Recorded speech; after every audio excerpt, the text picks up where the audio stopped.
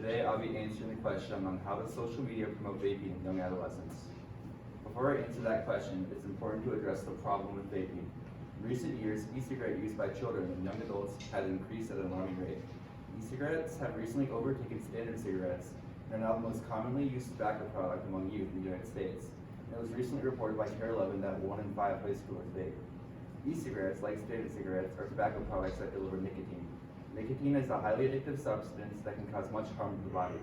Nicotine can cause physical damage, as it can cause increase in blood pressure, damage to the heart, the lungs, the brain, the kidneys, the bladder, and the skin. And there are also several other harmful effects not yet identified because vaping is still a relatively new technology. People are concerned that if we do not stop or at least control the promotion of vaping through social media, today's youth will become the next generation of smokers. It's also important to understand how these e-cigarette companies try and promote their product to a younger audience. E-cigarette companies, such as Juul, have decided to take advantage and promote products through social media. And according to Truth Initiative, which is a website focused on stopping vaping within young adolescents, they use 4 main tactics. The first tactic used is offering scholarships to students, which I know sounds strange, but these companies would generally offer $250 to $5,000 to encourage students to write about the potential benefits of vaping. The second tactic used is sponsoring events usually attended by young people. And the government passed the 1998 Master Settlement Agreement, which has prohibited cigarette and smokeless tobacco companies from sponsoring festivals or events. However, e-cigarettes are not bound by these restrictions. The third tactic used is introducing appealing flavors to their younger audience. And this tactic has been proven successful, as a study that included middle schoolers and high schoolers found that 43% of young people who have ever used e-cigarettes tried them because of their appealing flavors. And then on the board, I included a picture of a juice box, vape, e-liquid thing, and then I also included a picture of a candy one. The final tactic used is, of course, creating the scene on social media. This is evident as tobacco products are willing to spend big money on their campaigns. For its launch, Juul has spent over $1 million in marketing and advertising.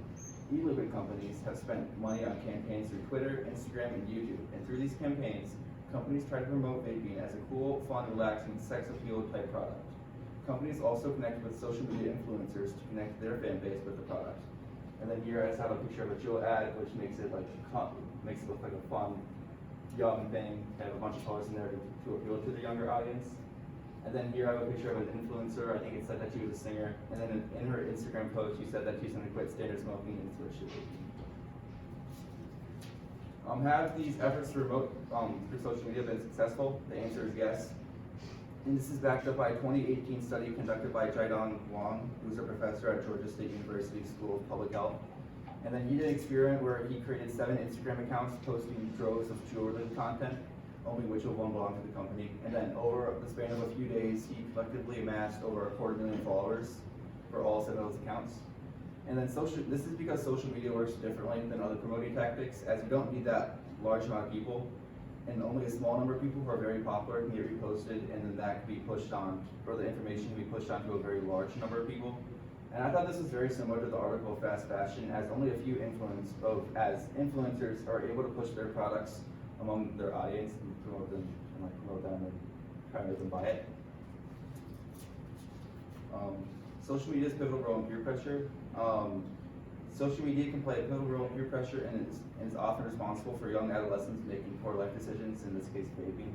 For decades, kids have felt the need to conform to their surroundings in hopes of fitting in and looking cool. With the rapid rise of social media usage, this desire has only grown to be more volatile.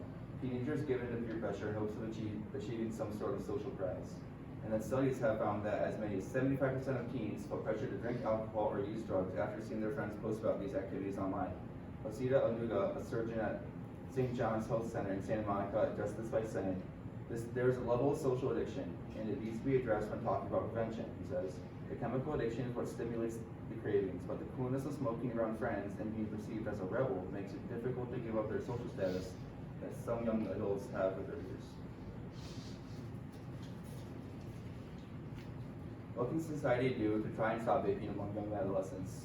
Many of these possible solutions involve the parents of adolescents, as parents can have a major influence on their child's decision making because the majority of young children's role models are their parents. Parents should talk about the difference between positive and negative peer influence, and parents should also discuss the subject of needing to fit in, to remind their children that their behavior is often influencing their peers around them. By setting an example of good decision making, the adolescent's peers may follow in their example. Parents should also talk about the benefits and negatives of social media. While social media is a great way to connect and share with friends, the complex effects of peer pressure and unrealistic expectations of life that can be displayed through social media may result in increased teen mental health concerns. It is important for parents to educate their adolescent users about these risks and teach them to make empowered, informed decisions without succumbing to peer pressure in social media. It's also important to talk to the young adolescents about what their values are and ask them to demonstrate those values, and they should also encourage the young adolescents to seek out friends with similar values. And then I thought this connected to the artifact of the holdout painted by Norman Rockwell. And in the picture, a dissenting juror is persuaded the other 11 men to vote for him. However, a strong-minded woman would not vote for him, and this is seen as she's seen like an uncomfortable position there.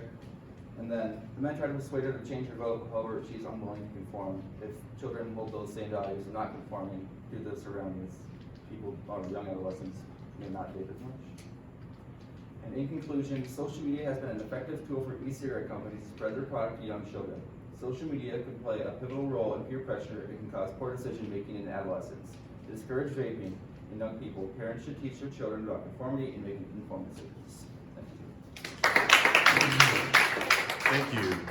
How did your research question evolve as you moved through the process? So originally I was just focusing on like how does social media promote like addiction, but I felt like that was too broad of a subject, so I wanted to slim it down. So I just decided on vaping because I feel like, I know a lot of people that do vape, and I just decided that's a good thing to focus on because it's like such a problem in our society today.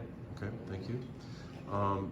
What are the implications of your findings to the community?